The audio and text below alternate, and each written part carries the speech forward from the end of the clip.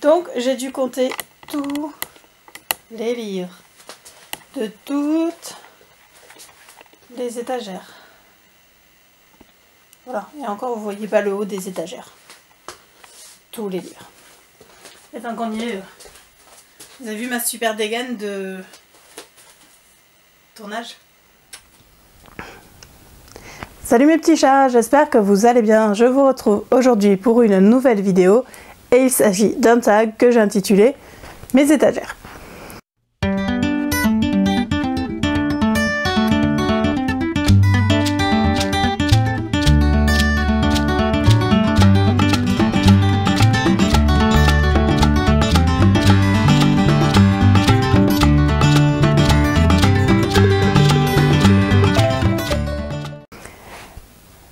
Donc comme je vous le disais en introduction, il s'agit d'un tag.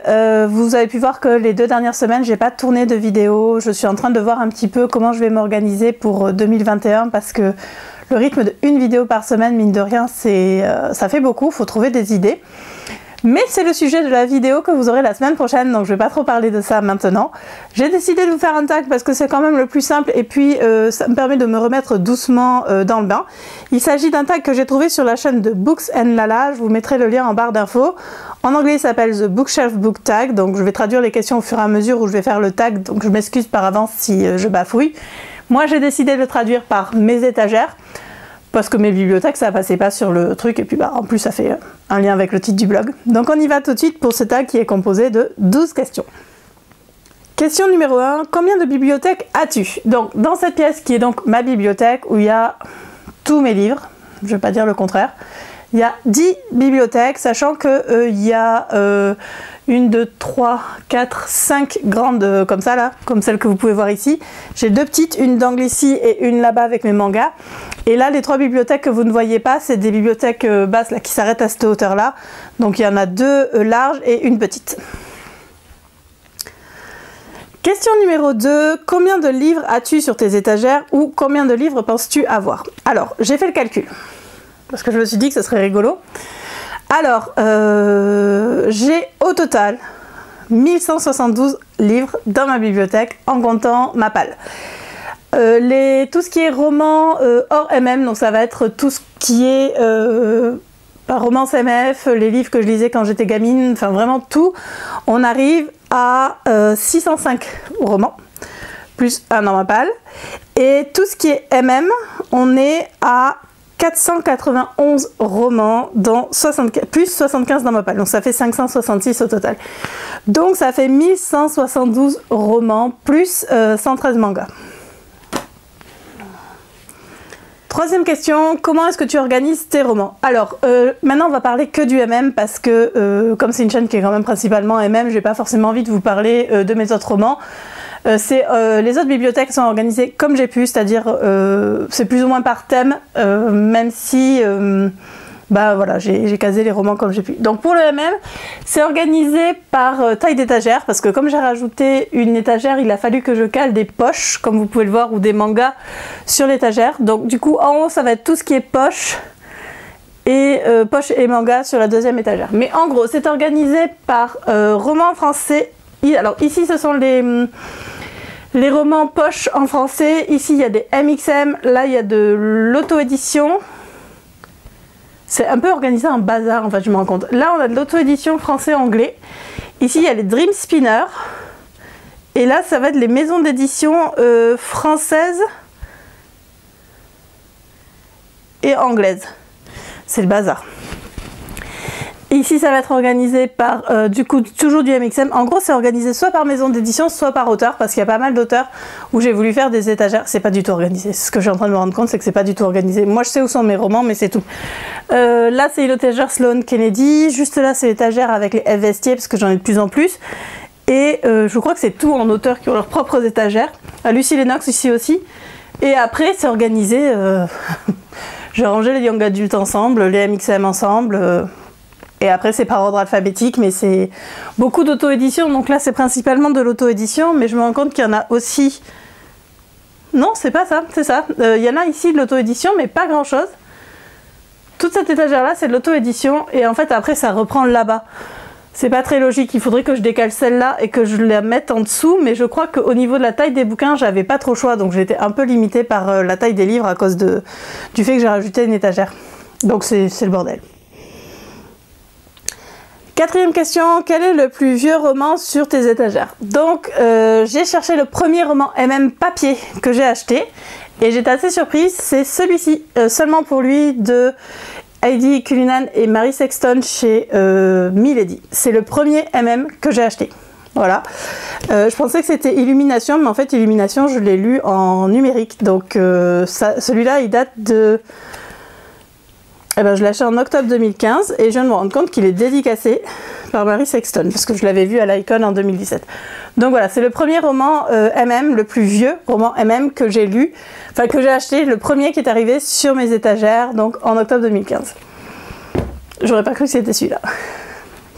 Ah oui, parce qu'en fait je lis du MM depuis fin août, fin juillet. Enfin l'été 2015, donc ça fait 5 ans que je lis du MM et ça doit faire, en 2016 je lisais encore autre chose, je crois qu'en 2017 légèrement aussi, mais on va dire que ça fait depuis 2017 que je ne lis que du MM et que je n'achète donc plus quasiment que du MM parce que j'ai encore quelques romans non MM que j'achète, mais c'est très très rare. Cinquième question, quel est le roman le plus récent sur tes étagères? Alors le dernier roman que j'ai reçu c'est Under Your Skin, le tome 3 de la série Élite de F.V. Estier en auto-édition, que j'aime d'amour. Je vais pas vous reparler d'Élite, mais quoique je vais peut-être vous faire une vidéo un de ces jours sur cette série, mais je vais peut-être attendre que tous les tomes soient écrits. C'est pas gagné. Ils sentent bon. Ça sent super bon. Ah, ça faisait longtemps que j'avais pas senti un livre, ça sent trop bon. Bref, donc Under Your Skin, qui est donc le tome 3 que j'adore, que j'aime énormément, c'est vraiment un roman que j'ai beaucoup aimé, je me suis énormément attachée au personnage. Donc c'est le dernier roman qui est arrivé sur mes étagères récemment. Question numéro 6, quel est le plus long roman sur tes étagères? Alors, je dirais que c'est... Ouais, je crois que c'est celui-là. Mais c'est un peu de la triche parce que c'est une anthologie, donc on va quand même sortir celui-là. Donc c'est Mathias, l'intégrale de Mathias de Liliem chez MXM, il fait... 646 pages, quoique je sais pas si, bien entendu c'est hyper chiant à ranger, et je sais pas si les Talbauer ils sont pas... Ah, alors le problème quand on a 400 et quelques bouquins, c'est qu'en fait ils sont hyper serrés et que j'arrive pas à les sortir. Hop. Alors celui-là de Talbauer, le Enemy of My Enemy, il fait... Ah non 400, c'est celui-là en fait. 468 pages en anglais, les gens. 468 pages en anglais. Combien j'ai dit pour Mathias? Non, 600 et quelques. Oh, la fille qui sait même plus compter. 600 et quelques. Donc 468 pages, si je prends celui-là, et je suis en train de regarder, je crois que Blood of Silence, il est pas mal gros aussi. Il fait 500, ouais. 500...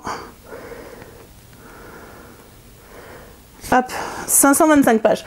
Donc en gros, si je ne prends pas Mathias, qui est en fait l'intégrale, enfin le résumé, enfin 2 romans en un, c'est celui-ci, donc c'est le tome 4 des Blood of Silence de Amélie et Marie Rage d'ailleurs. Donc celui-là il s'appelle Klaxon. Donc c'est le plus gros, ça m'étonne pas, hein, c'est du Amélie et Marie Rage, ça m'étonne pas du tout que ça soit le plus gros. Donc en gros c'est celui-là. Question numéro 7, quel est le plus court roman sur tes étagères? Alors, j'en ai plein des courts.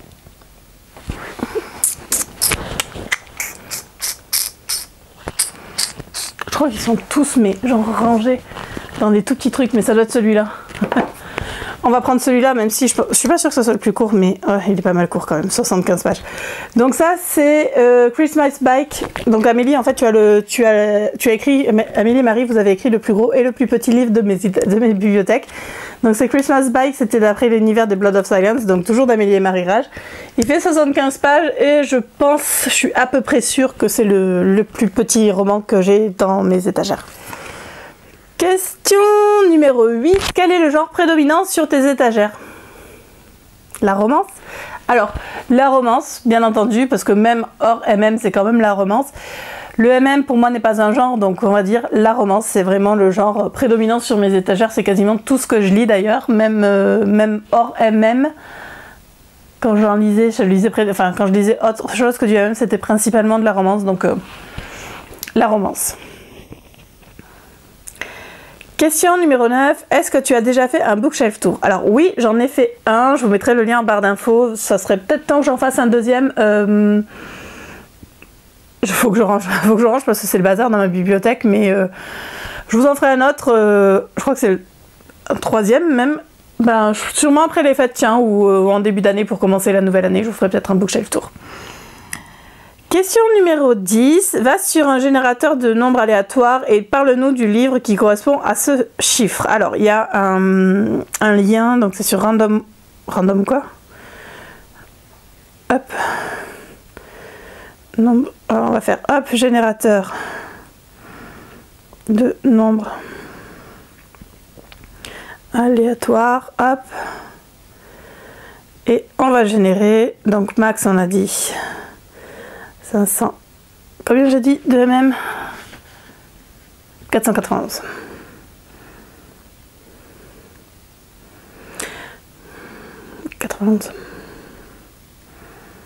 Le 158e livre, faut que je compte. À tout de suite. 55, 56, 57, 58, 58, c'est celui-là. Hop, 158, c'est ça? 158. Alors, le 158e roman de mes étagères, c'est Désir coupable de Ross Darcy, donc Taemin et Won-ho. Et je pense qu'en fait, il faudrait que je le relise celui-là, parce que j'avais bien aimé, mais je l'avais trouvé très très lent. Mais en fait, en y réfléchissant, et en parlant avec l'auteur à l'époque, c'est un peu le rythme des mangas, des dramas, de tout ce qu'on veut asiatique en fait. C'est l'histoire de Taemin et Won-ho qui sont... qui font partie d'un groupe en fait, vous savez un peu comme, enfin bref, je vais vous lire le résumé, c'est gratuit. Donc dans 7 jours, tout ce que Taemin et Won-ho ont connu sera balayé. Dans 7 jours, Won-ho va épouser une femme qu'il n'aime pas. Taemin ne peut pas accepter que son meilleur ami sacrifie son bonheur à cause de sa famille. Il refuse de le voir souffrir, alors il fait un choix. Won-ho n'a pas choisi son destin, il l'a laissé être écrit par son père, ligne après ligne. Il s'est enfermé dans une peau qui n'est pas la sienne, renonçant à sa passion et à son amour. Il ne leur reste que peu de temps pour peut-être se donner la chance qu'ils méritent. Sauront-ils la saisir avant qu'il ne soit trop tard? Auront-ils en eux la force de se battre pour ce qu'ils veulent vraiment? Quand aimer fait mal, il faut parfois accepter la douleur pour être sublimé et trouver le bonheur au bout du chemin. Je suis en train de regarder, non, 113 pages quand même. Il y avait une fin alternative d'ailleurs, c'était assez bizarre, enfin j'avais bien aimé, j'avais été, c'est lent, voilà, c'est lent, c'est ce que je me rappelle, mais il faudrait que je relise un petit peu ce roman aujourd'hui où j'apprécie un petit peu plus les dramas, pour voir ce que j'en pense à ma deuxième lecture, mais il était vraiment, enfin voilà, c'était lent, mais il était bien. Question numéro 11, est-ce que tu as du merchandising ou des décorations sur des étagères? Donc j'en ai plein de décorations sur mes étagères et du merchandising j'en ai, je vous ai montré il n'y a pas longtemps tout ce que j'ai eu avec Eve Estier pour Under Your Skin. Je suis en train de regarder, c'est principalement des badges que je vais avoir en merch et des Funko Pop dans mes bibliothèques, c'est ce qu'on trouve principalement. 12e et dernière question, c'est montre-nous tes bibliothèques. Je vous ai montré rapidement en début de vidéo et comme je vous ferai un bookshelf de toute façon, un bookshelf tour pardon, en 2021, vous verrez ça en 2021. Voilà, j'espère que cette vidéo vous a plu. Je sais pas trop ce que ça va donner au niveau du rythme des vidéos jusqu'à la fin de l'année, mais j'essaye de m'organiser pour 2021. Je vous souhaite à tous et à toutes une très très bonne journée et je vous dis à très bientôt mes petits chats. Salut!